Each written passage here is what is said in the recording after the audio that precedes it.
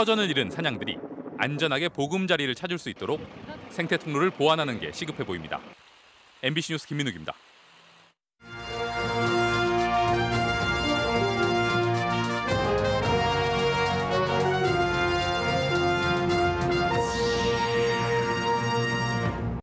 대선과 지방선거를 마치고 휴직기에 들어갔던 충북 여야가 신임 도당위원장 선출을 시작으로 새 판짜기에 돌입했습니다. 2명이 숨진 관급공사 현장에서 발주처인 지자체는 안전관리 책임을 면했습니다.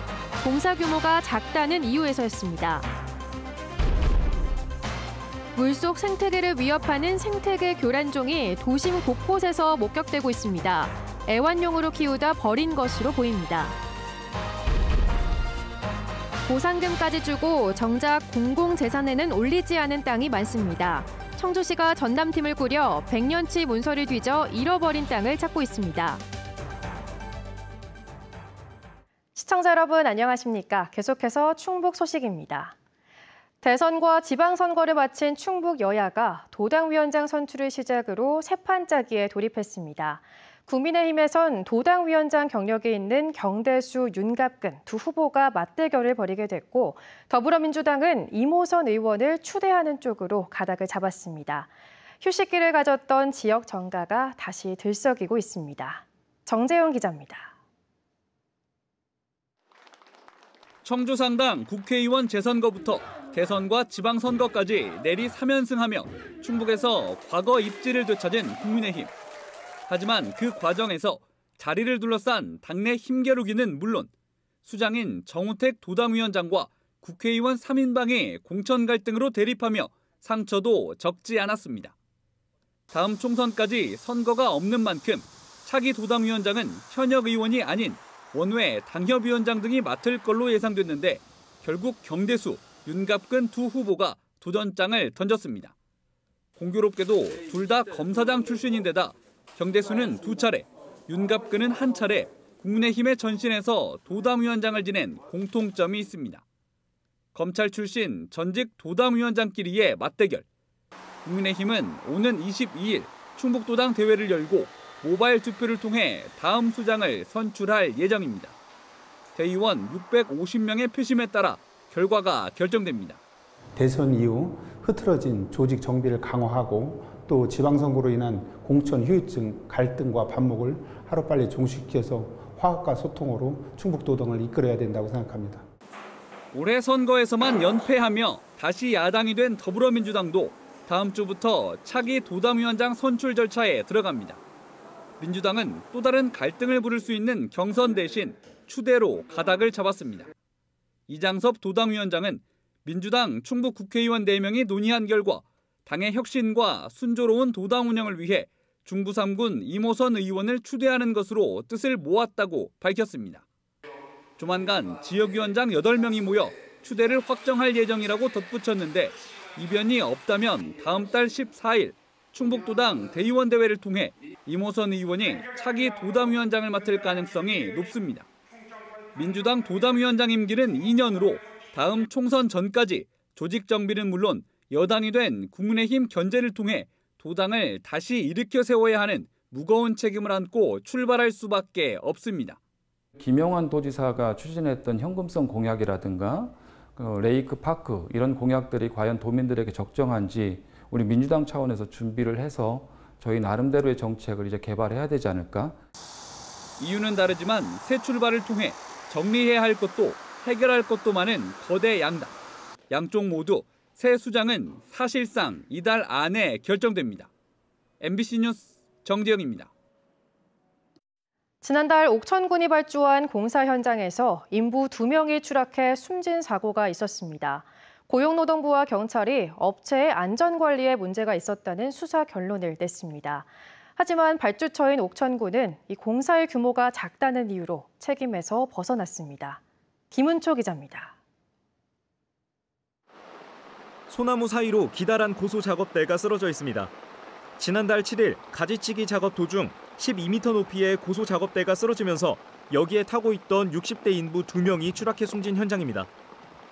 지면 경사가 5도 이하인 곳에서만 쓸 수 있는 장비인데 20도가 넘는 산 비탈에서 가동한 게 문제였습니다. 장비가 쓰러지는 걸 막을 지지대도 갖춰지지 않았습니다. 한 달이 넘게 지난 지금까지도 사고 당시 모습이 그대로 남아 있는데요. 고소 작업대가 넘어진 위치를 보면 상당히 가파른 경사에서 작업이 이루어졌다는 걸 알 수 있습니다. 이거 가지고 어렵다. 좁으니까 가고 밑에 받쳐주는 것도 없고 저게 지탕할까? 충분하게 뭐가 충분합니까? 기어거리는 사고나. 이 공사의 발주처인 옥천군 역시 안전관리에 사실상 손을 놓고 있었습니다. 현행법에 따르면 건설공사 발주자가 안전한 작업을 위한 보고서를 받고 이행 여부를 확인해야 하지만 50억 원 이상 공사 현장만 해당되기 때문에 법적인 의무가 없었던 겁니다. 시작하기 전에도 이제 시공사하고 같이 현장에 가서 범위를 설명해주고 안전에 주의해서 작업해달라고 이렇게 말씀을 드리고 이렇게 했는데 안타깝게 사고가 나서. 지자체가 관할 지역의 산업재해를 예방하도록 개정된 산업안전보건법 조항도 무용지물이었습니다. 법 개정에 맞춰 충청북도가 노동안전 조례를 만들었지만 아직 기본 계획도 없는 데다 사고 예방과 감시 활동을 할 수 있는 노동안전지킴이단 역시 구성되지 않았습니다. 시군에는 이런 조례도 없습니다. 처벌정은 없긴 한데 지자체 책무 규정은 되어 있으니 거기에 대해서 시장 자체적으로 개선은 필요성은 좀 있다고 보여서 기도를 하려고 하는 거고요. 고용노동부와 경찰은 조만간 공사업체 대표 등을 산업안전보건법 위반과 업무상 과실치사 혐의로 입건할 예정입니다. 관급 공사마저도 규모가 작다는 이유로 안전 사각지대에 무방비로 노출돼 있습니다. MBC 뉴스 김은초입니다. 우리나라 물속 생태계를 교란할 위험이 커 생태계 교란종으로 지정된 붉은귀 거북과 또 다른 거북이과에 속하는 리버쿠터가 도심 곳곳에서 목격되고 있습니다. 누군가 애완용으로 키우다 몰래 버린 것으로 보이는데 포획하는 데만 적지 않은 예산이 낭비되고 있습니다. 왜 이런 무책임한 유기가 여전할까요? 이채연 기자입니다. 도심 속 아파트 단지에 둘러싸인 인공 연못. 물을 빼내 바닥이 드러난 축축한 습지를 전문 포획반이 샅샅이 살핍니다. 갑자기 무언가를 발견하곤 손으로 잡아 들어올립니다. 네, 거북 잡았습니다. 가까이 보니 머리 양쪽에 붉은색 무늬가 선명합니다. 생태계 교란종 붉은귀 거북입니다. 언뜻 봐도 전체 몸 길이만 40cm가 넘는데 참개구리, 줄새우 등 토종 생물들을 닥치는 대로 먹는 하천 생태계의 무법자입니다. 이 연못에서 붉은귀 거북 2마리와 또 다른 교란종 리버쿠터 1마리를 더 포획했습니다. 애초 긴급 포획 작전이 펼쳐진 건 사람까지 물 수 있는 외래종으로 곧 교란종 지정을 앞둔 늑대 거북이 목격됐기 때문인데 정작 잡는 데는 실패했습니다. 주변에 시민들이 많이 서식한 이게 활동하시는 공간이라서 일단 인명사고도 발생할 위험이 있고 그래서 선제적으로 빨리 퇴치를 하는 거예요. 2km 떨어진 또 다른 도심 방죽에서도 붉은귀 거북과 리버쿠터가 확인됐습니다. 그냥 두면 장마철에 인근 하천으로 유입될 수 있어 임시로 트랩을 쳐놨습니다. 큰 곳으로 갔을 때는 수계가 연결돼 있으면 정말 찾기가 어렵고 솔직히 거기서는 많은 인력과 돈을 투입한다 그래도 실패할 가능성이 훨씬 더 높습니다. 생태계 교란 생물로 지정되면서 더 이상 키울 수 없게 되자 몰래 갖다 버리는 겁니다.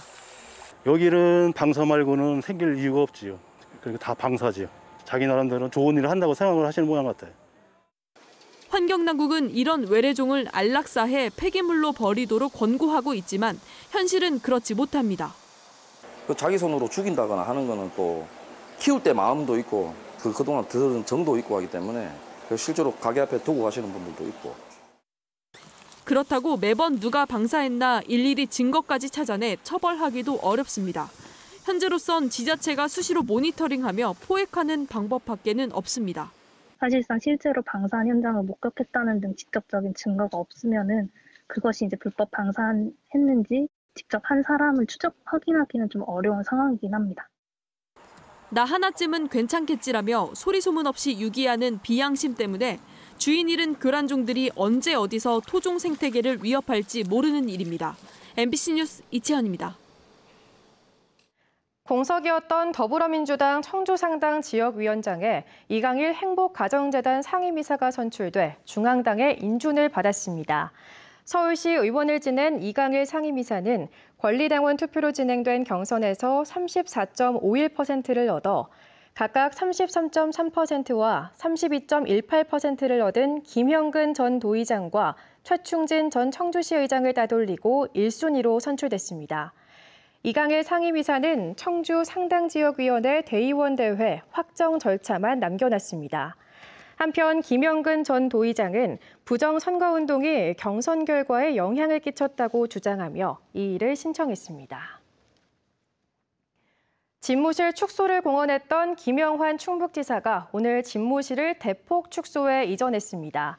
새로운 집무실은 기존의 도지사 접견 준비를 위해 활용하던 약 20제곱미터 공간으로 기존 집무실의 5분의 1 크기입니다. 기존 집무실은 직원 회의실로 활용됩니다. 김영환 지사는 새로 만든 회의실에서 직원들이 자유롭게 토론하며 도민을 신나게 만들어줄 아이디어를 창출해 줄 것이라고 말했습니다. 보상금까지 다 주고 공공재산으로 넘겨받은 줄 알았던 청주시의 도로 부지 상당수가 알고 보니 여전히 민간 소유로 남아 있었습니다. 전담팀을 꾸려 100년치 보상 문서를 뒤져 잃어버린 땅을 되찾고 있는데 5년 동안 이제 절반 정도 되찾았다고 합니다.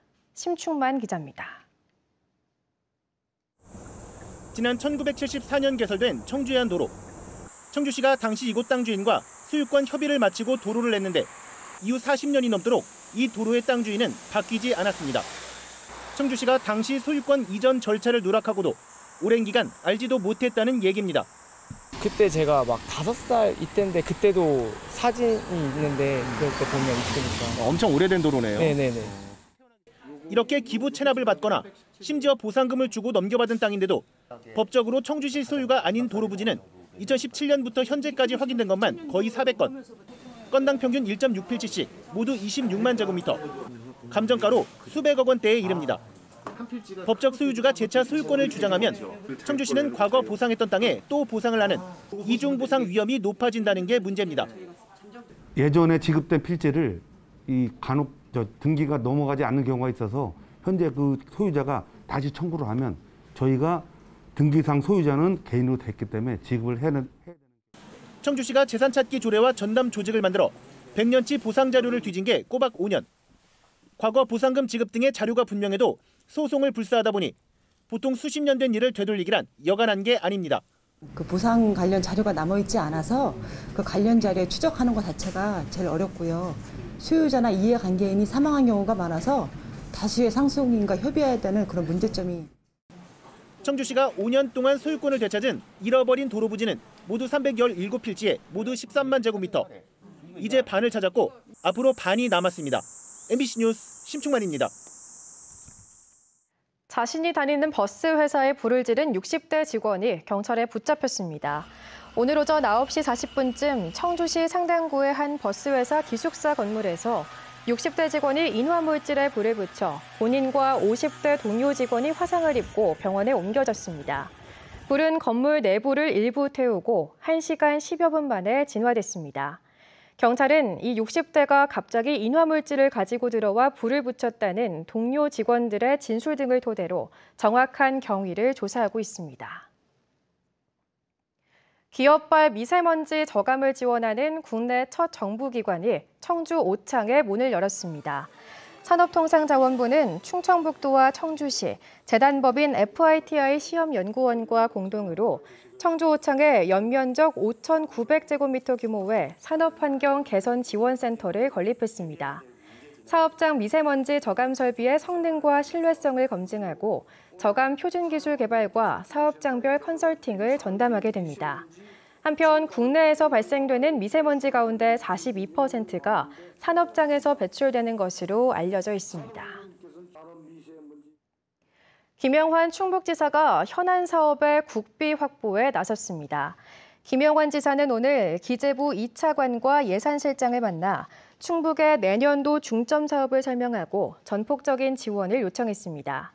바이오 의약품 생산 전문 인력 양성센터 등 미래 핵심 사업들을 요청했고 충청 내륙 고속화도로 조기 완공, 중부내륙 철도 2단계 준공의 필요성도 강조했습니다. 김 지사는 레이크파크 추진을 위해 관계부처의 규제 완화와 예산 반영에도 적극 나설 계획입니다. 충주시가 수소 전기차 확대를 위해 수소차 한 대에 3,350만 원의 보조금을 지급합니다. 충북 소식 마칩니다. 시청해주신 여러분 고맙습니다.